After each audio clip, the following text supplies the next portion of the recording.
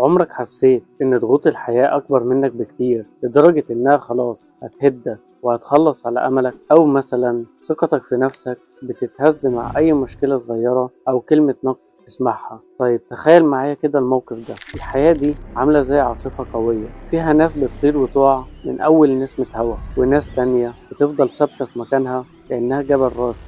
يا ترى ايه السر؟ الموضوع مش ان حياتهم مفيهاش مشاكل، لا طبعا، السر الحقيقي ان عندهم درع محدش شايفه، هو اسمه القوة النفسية. حلقة النهاردة مش بس هقولك احنا بنحس بالضعف ليه، لا خالص، احنا هنروح ابعد من كده بكتير. هشاركك خطة عملية ومتجربة وفي 5 خطوات بس، مبنية على علم النفس وتجارب ناس حقيقية، علشان تبني الدرع ده بنفسك. خطة هتساعدك تبقى انت الجبل اللي ما بيهزوش اي ريح. يلا بينا نبدأ الرحلة دي سوا.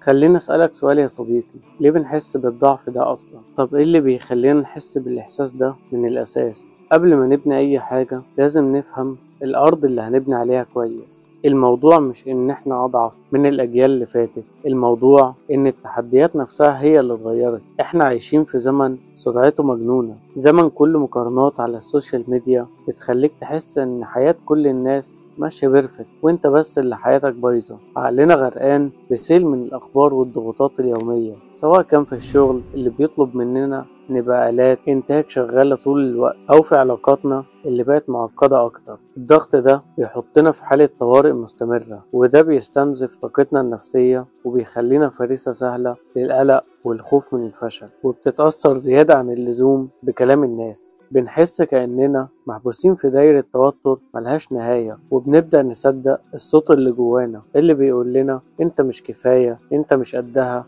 بس في خبر حلو لازم تسمعه كويس، الإحساس ده مش قدرك ولا هو آخر الطريق. القوة النفسية أو الصلابة الذهنية زي ما بيسموها دي مش حاجة بتتولد بيها، دي عضلة نقدر ندربها ونقويها يوم بعد يوم. هي مهارة أي حد فينا يقدر يتعلمها مهما كانت ظروفه أو كان ماضيه، وده بالظبط اللي هنعمله سوا النهاردة، خطوة خطوة. دلوقتي بقى تعالى ندخل في الكلام اللي بجد، ازاي نبني القوة دي. هشاركك 5 استراتيجيات قوية وفعالة لو طبقتها بتركيز والتزام هتلاقي فرق حقيقي وملموس في حياتك. الخطوة الأولى، اسمح لنفسك بالضعف علشان تعرف تبقى قوي. الخطوة دي ممكن تبان لك إن هي غريبة شوية، بس صدقني هي الأساس اللي هنبني عليه كل حاجة. الفكرة الغلط اللي عند أغلب الناس عن القوة النفسية هي إنك ما تتألمش وما تحسش بحزن أو خوف خالص، ودي أكبر غلطة. الشخص القوي نفسيا مش إنسان معمول من صخر ما بيحسش، لا، هو إنسان بيسمح لنفسه يحس بكل حاجة، بس الأهم إنه ما بيخليش الإحساس ده يكسره وينهيه. لما بتتجاهل مشاعرك وبتدفنها كأنك بالظبط بتضغط على كورة تحت المية، بتستهلك كل طاقتك علشان تفضل ضاغط عليها، وفي الآخر هتنفجر في وشك. القوة الصح بتبدأ بالاعتراف بكل بساطة. قول لنفسك أنا خايف دلوقتي، أنا متضايق من اللي حصل، أنا قلقان من المستقبل. مجرد ما بتسمي شعورك وبتعترف بيه كأنك بتسحب منه القوة اللي مسيطرة عليك، وبتتحول من شخص ضحية لمشاعره لشخص بيراقب المشاعر دي وبيقدر يتعامل معاها بكل هدوء. وده أول مفتاح للتحكم الحقيقي.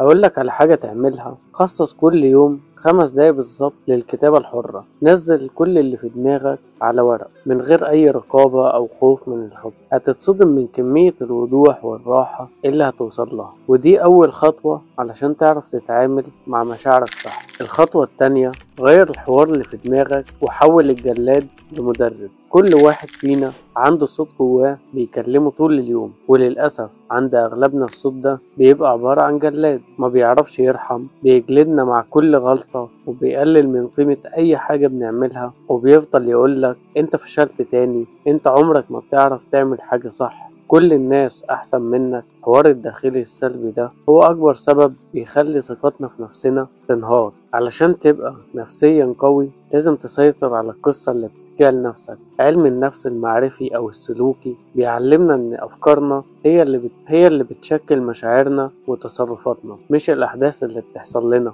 أنصحك نصيحة: ابدأ راقب الحوار اللي جواك ده كأنك بتتفرج على شخص غريب. لما تصطاد فكرة سلبية ما تستهلكهاش وخلاص، وتحداها واسأل نفسك وقول لها: لحظة، هو الكلام ده حقيقي ولا لأ؟ طب ايه الدليل اللي معايا ضده؟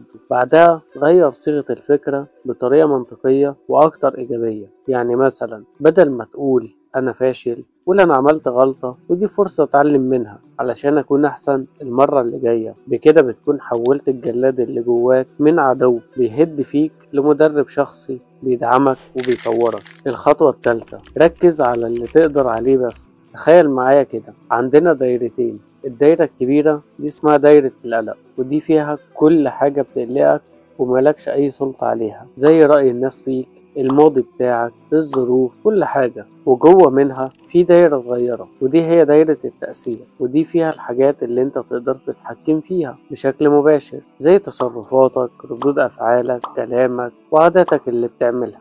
الشخص اللي بيحس بالضغط بيضيع وقته وطاقته في دايرة القلق، بيفكر وبيشيل هم حاجات هي أساسا خارج عن سيطرته تماما، وده بيخليه بيحس بالعجز والإحباط. لكن الشخص القوي نفسيا ده بيصب وبيوجه كل طاقته وتركيزه في دايرة التأثير بتاعته. هو فاهم إنه مش هيقدر يوقف العاصفة، بس يقدر يظبط شراع مركبه علشان يوصل لبر الأمان. المبدأ العبقري ده اللي أصله بيرجع لستيفن كوفي في كتابه المشهور هو مفتاح راحة البال. حاول تعمل بالنصيحة دي: كل ما تحس إنك قلقان أو متوتر، وقف واسأل نفسك سؤال بسيط: الحاجة اللي شايل همها دلوقتي دي هي في دايرة تأثيري؟ لو الإجابة لأ، خد قرار واعي إنك تسيب القلق ده، ولو الإجابة حول طاقة القلق دي لطاقة فعل، واسأل: طيب ايه هي أول خطوة صغيرة أقدر أعملها دلوقتي علشان أحل المشكلة دي؟ الخطوة الرابعة: تبني عقلية النمو واعتبر الفشل كنز. انت بتشوف الفشل والتحديات ازاي؟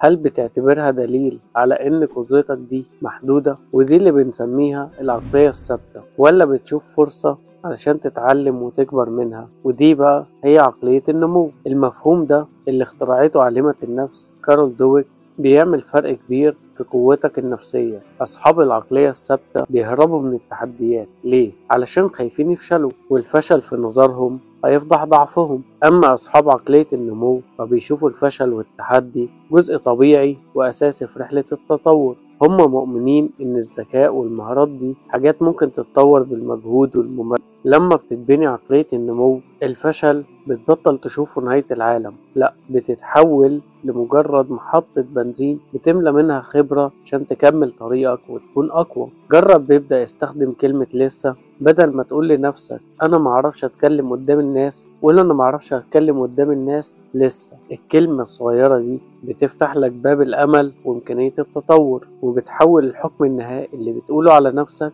لمجرد مرحلة مؤقتة وهتعديها. لحظة واحدة بس، لو الكلام اللي بنقوله ده لمس حاجة فيك وحسيت إنك بتستفيد، ما تنساش إن أغلب الناس بتتفرج وما بتعملش اشتراك. دوس دلوقتي على زرار الاشتراك وفعل الجرس علشان مفيش حلقة تفوتك، وتكمل معانا رحلة تطور الذات دي. خلينا نرجع نكمل باقي الخطة. في الخطوة الخامسة: ابني عادات صغيرة تشحن طاقتك. القوة النفسية مش بتتبني بقرار كبير بتاخده في لحظة حماس، لا، هي نتيجة بتتراكم مع الأيام من عادات يومية صغيرة ومستمرة. العادات دي هي اللي بتشحن بطاريتك النفسية وبتخليك ثابت وقت المشاكل والحاجات الصعبة. اوعى تستهون أبدا بقوة العادات الصغيرة. الرياضة المنتظمة مفعولها سحر في تقليل القلق والاكتئاب. النوم الكافي والمريح بيعمل ريستارت لمخك بالكامل، والتواصل الصادق مع أهلك أو صحابك بيبني لك شبكة أمان ما تتقدرش بتمن. هقولك حاجة وعن تجربة: ما تتحمسش وتغير كل حاجة مرة واحدة عشان ما تزهقش وتقف. اختار عادة واحدة بس صغيرة جدا والتزم بيها لمدة شهر، زي مثلا امشي 10 دقايق كل يوم الصبح. قبل ما تنام اكتب 3 حاجات ممتن ليها. لما تحس بتوتر خد دقيقة أو دقيقتين وتنفس بعمق.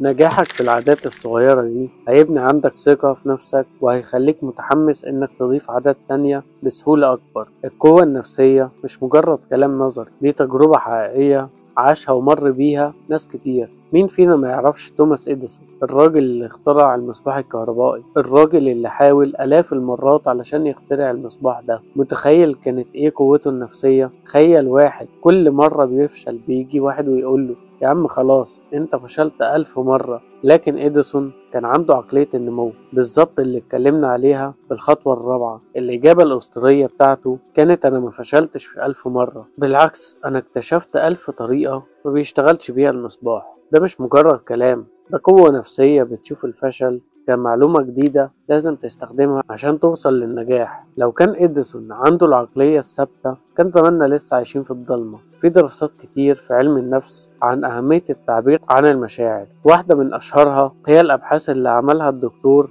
جيمس بينيكر، اللي أثبتت إن مجرد كتابة المشاعر والأفكار المؤلمة لمدة 15 دقيقة بس في اليوم ليها تأثير ضخم وكبير جدا على الصحة الجسدية والنفسية. الناس اللي بتكتب عن تجارب المؤلمة مش بس بيقلل عندهم التوتر، لا كمان المناعة بتاعتهم بتتحسن وبيروحوا للدكتور بشكل أقل، وبتبقى عندهم قدرة أكبر على التركيز في الشغل أو الدراسة. ده بيأكد الخطوة الأولى اللي قلناها، الاعتراف بالمشاعر وتفريغها هي أول خطوة للقوة. أنا أعرف صديق ليا كان عنده جلاده الداخلي، كل ما يعمل محاولة علشان يعمل مشروع جديد أو يشتغل على فكرة كان الصوت ده بيبدأ يشتغل: انت فاشل ومش هتكمل، ضيعت فلوسك على الفاضي، لدرجة انه وصل لمرحلة اكتئب وانه بطل يحاول تماما. لما بدأ يشتغل على الخطوة التانية بدأ يسجل كل الأفكار السلبية دي، وبدل ما كان بيقول أنا فاشل كان بيغير الجملة لأنا محتاج أعمل تحسين على الخطة دي وجرب طريقة تانية. الفكرة مش في إن الأفكار السلبية دي اختفت، لأ الفكرة إنه عرف إزاي يرد عليها وحول الفشل لتعلم. صديقي ده دلوقتي عنده بيزنس صغير ناجح، وده ما حصلش غير لما سكت صوت الجلاد وخلى صوته هو اللي بيقويه. في الآخر خالص بناء القوة النفسية دي مرحلة طويلة، مش محطة هنوصل لها ونقف عندها. بالظبط زي لياقتك البدنية، محتاج تدريب مستمر واهتمام دايم. يلا بينا نلخص اللي اتعلمناه بسرعة. اسمح لنفسك بالضعف واعترف بمشاعرك علشان تعرف تتعامل معاها. غير الحوار الداخلي، حول صوت الجلاد اللي في دماغك لمدرب شخصي يشجعك. ركز على اللي تقدر عليه، ابعد قلقك عن الحاجات اللي مفيش سيطرة ليك عليها. اتبنى عقلية النمو، شوف الفشل كمعلومة جديدة مش حكم نهائي عليه. ابني عادات صغيرة، العادات دي هي اللي بتشحن بطاريتك النفسية يوم بعد يوم. وخلي الجمل دي يا صديقي في بالك دايما. زي ما قال الدكتور خالد المنيف، القوة النفسية مش معناها انك ما تتألمش، لا معناها انك تتعلم ازاي تعيش مع الألم وتطلع منه اقوى. القوة الحقيقية مش انك تهرب من العواصف، لا انك تتعلم ازاي تبحر وتفضل صامد في نصها بثبات. دلوقتي بقى جه دوركم، ايه اكبر تحدي مريت بيه في حياتك وخلاك شخص اقوى بجد؟ شاركوني قصصكم في الكومنتات علشان كلنا نلهم بعض في الرحلة دي. وإذا حسيت إنك استفدت من الحلقة دي وطلعت منها بدرع جديد، ما تنساش تعمل لايك وتعمل اشتراك في القناة وتفعل الجرس علشان حلقاتنا اللي جاية توصلك أول بأول، ونكمل رحلة تطوير ذواتنا دي سوا. وإذا حابب تشوف حلقات تانية عن إدارة التوتر أو الثقة بالنفس هتلاقيهم موجودين في الليستة اللي هتظهر لك دلوقتي على الشاشة. ولحد هنا أكون خلصت كل حاجة. أشوفكم على خير في الحلقة الجاية. سلام.